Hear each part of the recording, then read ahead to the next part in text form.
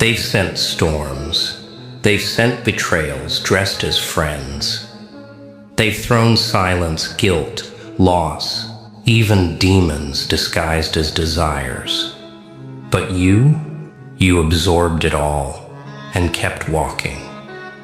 So one day, hell pulled your name, sat down at the table, lit the black candles, started the ritual, and then something stopped. It wasn't fear, not the kind they know. It was recognition. They saw something in your file that made the room cold, not ice cold, existentially cold. Because it wasn't just pain you'd survived. It was pain you weaponized. You didn't just endure darkness. You danced in it, spoke to it, tamed it. So the devil looked up, saw the storm that forged you, and said no. Not that one. Not this time. Not because he couldn't reach you, but because he knew you'd already been through worse than hell. And you didn't flinch. See, most people think evil is loud, think it storms in with flames, claws, and curses. But the real evil, it watches first. It studies, silently. And when it studied you, it didn't see a victim. It saw a mirror, a reflection of chaos, but controlled chaos. Someone who'd been dismantled, piece by piece, only to rebuild themselves using the very shadows meant to break them. You didn't pray to be saved. You didn't beg for mercy. You opened the door to your own demons and whispered, "You either get in line or get erased." That's when the devil knew. This wasn't about punishment anymore. This was about respect. About recognizing when you've met something you can't corrupt because it's already made peace with its own darkness. You're not haunted by darkness anymore. You own the lease. And hell, it knocks now. But it never enters. Picture this: a table deep beneath the fire, lined with souls that cracked at the sound of their own name. Spirits, broken like glass, filed away in hell's archives. Then comes your file. Black cover, red seal, stamped, unopened, by choice. They didn't just hesitate. They argued, "Not this one. He doesn't respond like the others." We tried guilt. He turned it into fuel. We sent temptation. He laughed in its face. We threw his past at him. He built an empire out of it. They opened it anyway. Inside, no fear, no guilt, no broken patterns to exploit. Only one note, handwritten in jagged red. Already been here, left stronger. That was the moment it clicked. You weren't afraid of hell. Hell was afraid you'd come back. Because you don't walk like someone who survived darkness. You walk like someone who became it. And now, they've closed the case. Not because it's over, but because they lost. They say demons never quit. That once they mark you, they chase you for life. But then you came along, and the chase didn't go how they expected. They whispered your name in rituals, you answered with silence. They tried to send nightmares, but you'd already lived worse awake. They threw heartbreak at you, and you grew sharper. They shattered your trust, and you used the pieces to carve a crown. So when the demon assigned to you came back, he didn't brag, he didn't mock. He came back quiet, eyes wide, voice low. He whispered, "We picked the wrong one. This soul doesn't break. It doesn't burn." They laughed at first, until the next demon said the same. Then the next, and the next, until finally, no one volunteered. No one wanted to touch you. Because somewhere along the way, you stopped being the target and became the test. And hell, it doesn't test gods. You ever seen shadows step back? Not run, not disappear. Step back. Like they saw something in you that made them forget who they serve. That's what started happening. Because the usual rules, they didn't apply to you. You didn't fight darkness. You absorbed it. You didn't deny pain. You drank it like morning coffee. And now, even the shadows are asking for distance. They know what you are. Not light, not dark, but the silence in between. The silence that doesn't need noise to be terrifying. The presence that doesn't need a weapon because it is one. When they looked at you, they didn't see a soul to torment. They saw a mirror, a reflection of every failure they've had. A reminder that some people can't be touched. Not because they're protected, but because they've been through worse and never asked for help. They say everyone has a breaking point, a line you're not supposed to cross, a pain that rewrites who you are. But you crossed it. You didn't rewrite. You erased. You burned the script they gave you, tore out the pages of weakness, of guilt, of regret, and wrote nothing in their place. Nothing. Because even the words were too small for what you became. You didn't bend. You didn't break. You reformed. You became something that can't be described in human language. Not a survivor. Not a fighter. Not a winner. Something older. Something colder. Something calmer. And the devil? He saw it. He saw it before anyone else did. And that's why he backed down. Not because he couldn't beat you, but because he realized he'd be fighting something with no end. You don't fade. You don't retreat. You multiply. The more pain they throw at you, the more versions of you appear, and everyone is harder to destroy. Pain used to love messing with you, used to creep into your chest at night, whispering doubts in your ear like lullabies, used to flood your mind with what-ifs and not-enoughs while the world applauded everyone else. But now, pain's exhausted. It's tried everything. Shame, loneliness, failure, loss. You didn't just survive it. You turned it into armor. That's what broke the system. They designed you to collapse under pressure, to fall in line, to beg for relief. But instead, you built a throne in the fire, and pain became your background music.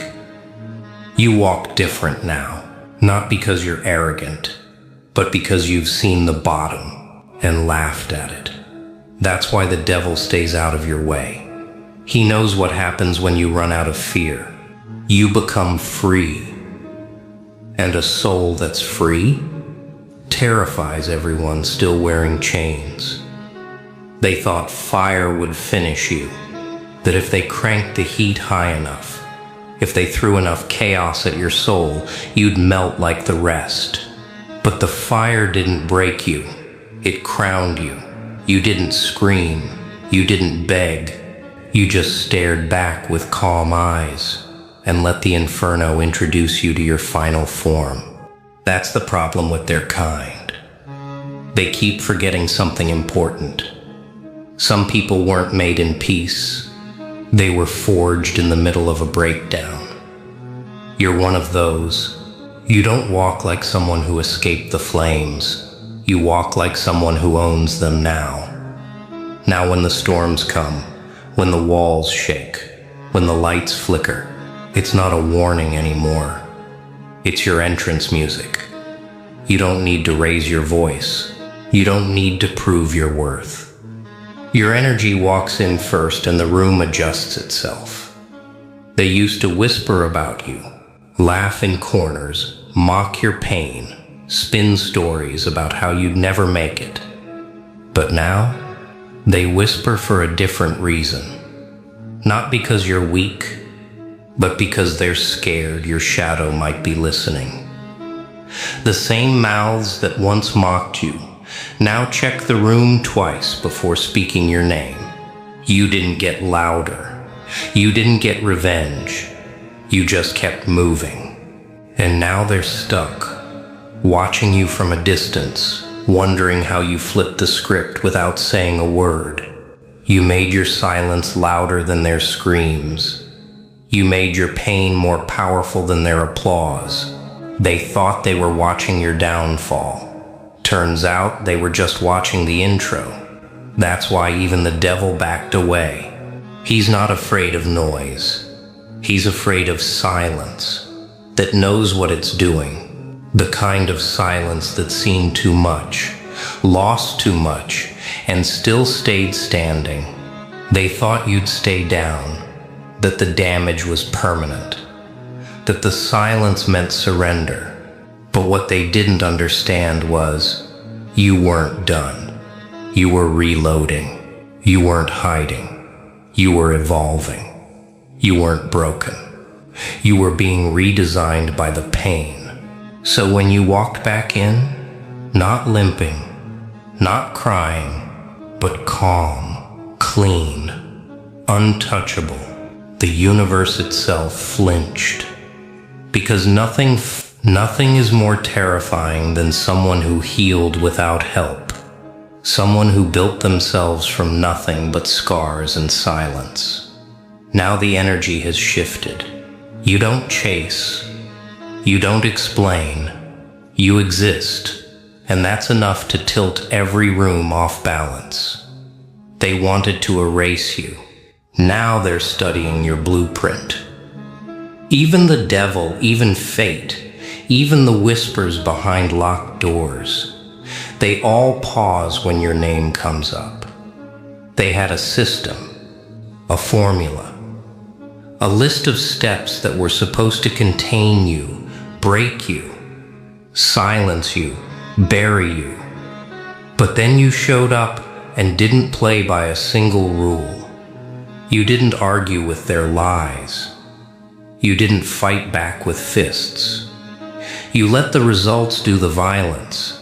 And when the storm came, when it was your name on their lips, you didn't blink. You didn't bark like they expected. You smiled. And that smile rewrote the outcome. Because it wasn't confidence. It was confirmation. That this world wasn't ready. Not for your wrath. Not for your rebirth. Not for the new order you carried in your silence. They trained to defeat men, but you were never just a man. You were a lesson, wrapped in flesh. You were the moment karma showed up in person, and now they understand. This wasn't about revenge. It wasn't about power. It was about redefinition of who's untouchable, of what fear looks like, of what happens when a soul decides it's done being prey. You know what scares them the most? It's not your strength. It's not your scars. It's that you don't flinch anymore. They tried pain. You tanked it. They tried silence. You thrived in it. They tried chaos. You built a kingdom out of it. You weren't supposed to survive. You weren't supposed to evolve. And you definitely weren't supposed to become this version of you. But here you are. Calm like midnight. Sharp like betrayal. Quiet like vengeance. You walk in and the room shifts. Not because you're loud, but because your silence carries weight. They've dealt with fighters. They've dealt with rebels. But they've never faced a soul like yours. A soul that's seen the void, shook hands with the abyss, and came back with fire in its breath. You don't react. You don't explain. You just exist fully, dangerously, unapologetically. And that unbothered fire, that's what keeps them up at night. Because monsters can be killed. But what do you do with something that already walked through hell and never left a note? You used to explain yourself. Why you were quiet. Why you didn't fit in. Why your energy didn't match theirs. You thought they just needed understanding, but they didn't want to understand. They wanted to control, so you stopped talking. You stopped justifying. And in that silence, something changed. They started watching. They started trembling. Because the moment you stopped explaining, they realized they never had you figured out. That silence, it was evolution. It was the death of approval. It was the birth of fear. Because now you move without warning. Now you smile without needing a reason. Now you carry chaos without raising your voice. And they can't decode it. They can't label it. They can only whisper about it. You became their cautionary tale. The one they tell others to watch out for. Not because of what you say, but because of what they feel when you enter the room. The temperature drops. The ego recoils. And every mask starts to crack. You don't play the game anymore. You are the game now. They used to laugh, mock the silence, dismiss the presence, treat you like a ghost in a world full of noise.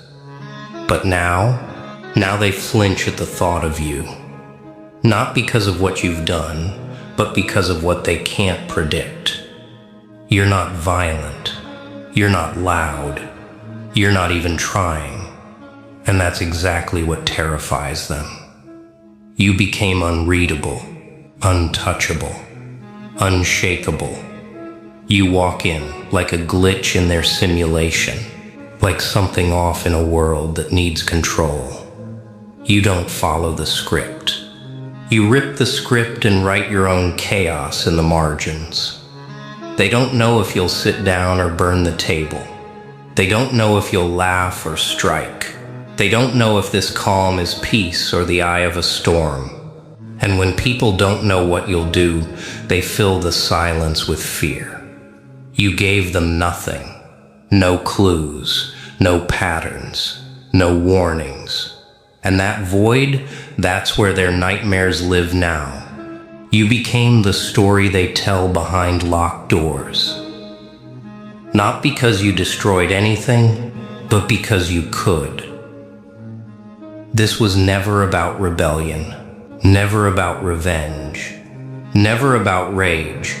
This was surgery, surgical, deliberate, precise. You didn't show up to scream. You showed up to remind the system that it can be outsmarted, outlived, outfeared. They built rules to control men. They built systems to break spirits. But what they didn't expect was someone who walked through hell and came back with blueprints of how to burn it all. You studied. You waited. You let them laugh, doubt, and dismiss. And when the time came, you didn't react. You redesigned the battlefield. And by the time they realized it, they were standing on your turf, playing by rules they never understood. That's not power. That's not chaos. That's legacy. The legacy carved in silence, written in fear, sealed in respect. They'll never admit out loud, because deep down, behind all the whispers, they know you're not the villain. You're the answer. Warrior, this wasn't about proving them wrong. This was about proving to yourself that you were right all along. And now, you don't need to fight. You just need to exist.